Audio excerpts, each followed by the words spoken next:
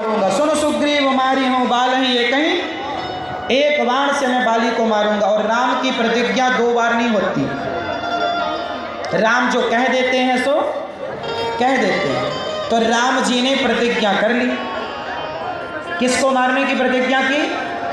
जोर से, मारूंगा। चलो ये होगी ना प्रतिज्ञा। अब आगे चलते हैं। फिर क्या हुआ? राम जी ने सुग्रीव को भेजा, जाओ ललकारो। सुग्रीव गया, बाली को ललकारा, युद्ध के लिए बाली आया और सुग्रीव और बाली की फिर लड़ाई हुई। इस बार फिर सुग्रीव पिट करके आ गए। राम जी बोले, बाली सुग्रीव बोला, प्रभु हमें पता था आप नहीं मार पाओगे, देखो आपने नहीं मारा, उसने हमें खूब मारा।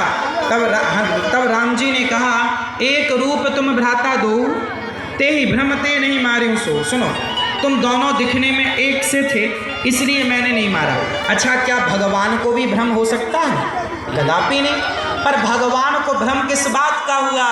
जब सुग्रीव और बाली आपस में लड़ रहे थे, तब राम अपने भैया भरत को याद करने लगे कि एक भाई मेरा है जो मेरे लिए अयोध्या का सिंहासन छोड़कर आ गया, और एक भाई ये है जो दोनों आपस में लड़ रहे हैं। तो राम जी को भ्रम हो गया कि मैं कहीं त्रेता युग में हूं कि कलयुग में चला गया।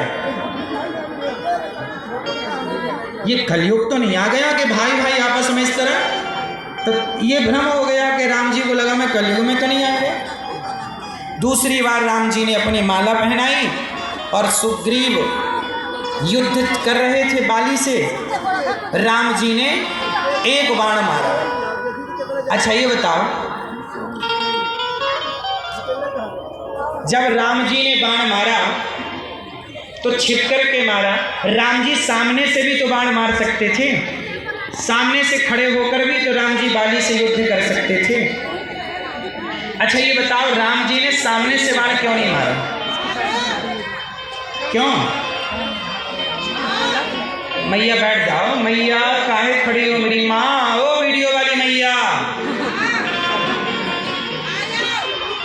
बूढ़ी बूढ़ी माताएं भी आजकल वीडियो बनाने लगी हैं, सेल्फी लेने लग गई हैं।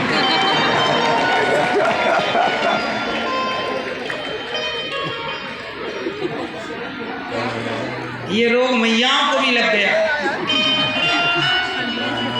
हम निकल जाए वहाँ,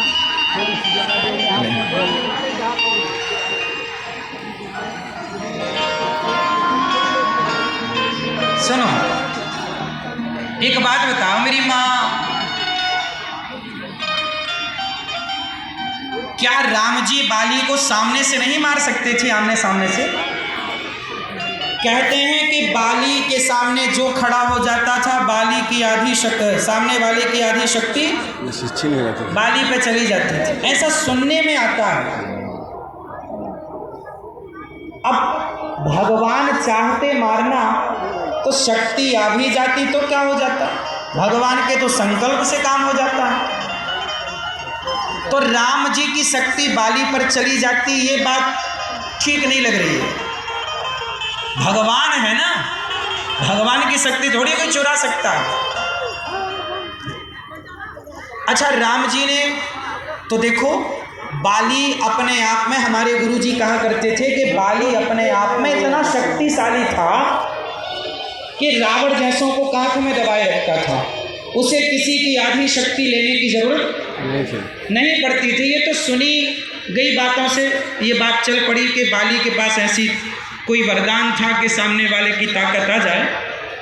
ऐसा कहीं लिखा हुआ ये दास ने तो नहीं पाया, कहीं लिखा हुआ कलम से।